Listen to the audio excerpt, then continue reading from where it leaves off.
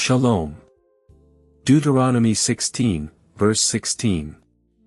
3 times a year all your males shall appear before the Creator at the place that he will choose, at the feast of unleavened bread, at the feast of weeks, and at the feast of booths. They shall not appear before the Creator empty-handed. 3 times a year. Mandatory.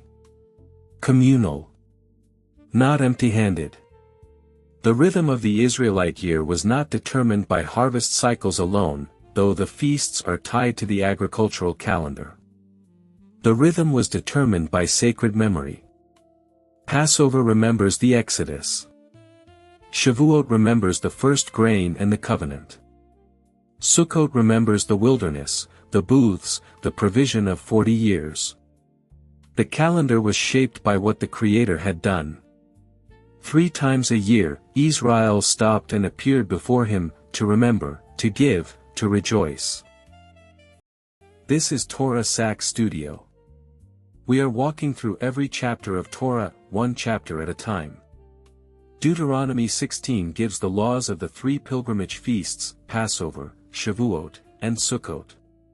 Together they shape the Israelite calendar around remembrance, firstfruits, and joy. Open with me to Deuteronomy chapter 16, verse 1. Observe the month of Aviv and keep the Passover to the Creator, for in the month of Aviv the Creator brought you out of Egypt by night. Aviv, the month of spring, the month of new grain. And in that month, the Exodus. The feast is tied to the event.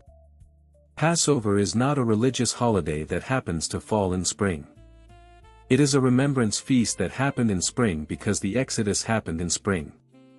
Verse 3, You shall eat no leavened bread with it.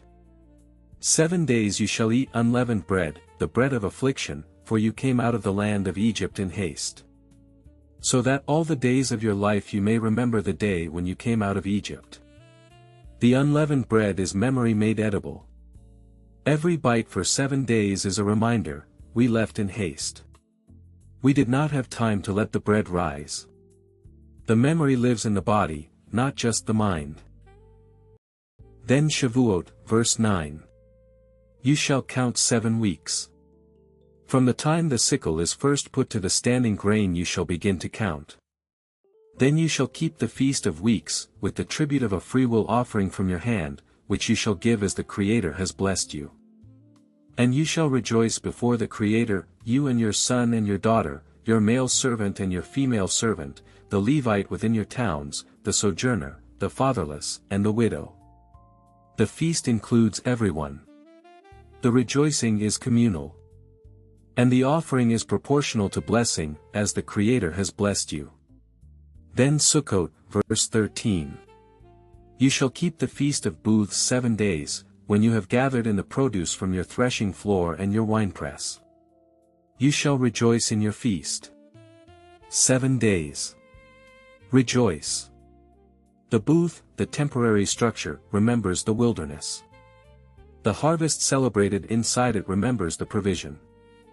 Both truths together, we were vulnerable, and He provided. Then verse 16, 3 times a year. Not optional. Not empty-handed. If this chapter opened something for you, write 3 times in the comments. Deuteronomy 16 gives you 3 things. The calendar was shaped by what the Creator had done. Passover, Shavuot, Sukkot, each tied to a memory, each requiring appearance before the Creator. The rhythm of the year was not random.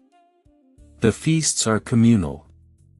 Son and daughter, servant and Levite, sojourner and widow. The joy of remembrance was designed to be shared, not private. You shall not appear empty-handed.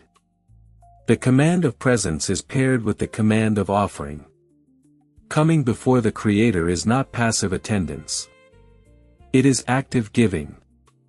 What would it mean for your calendar to be shaped by sacred remembrance, not just convenience and work? In Deuteronomy 17, Moshe turns to the question of leadership: what kind of king should Israel have? And the answer is not what the nations expected. Thank you for walking through Deuteronomy 16 with me. If you're studying through the Torah chapter by chapter, subscribe and continue the journey. Shalom.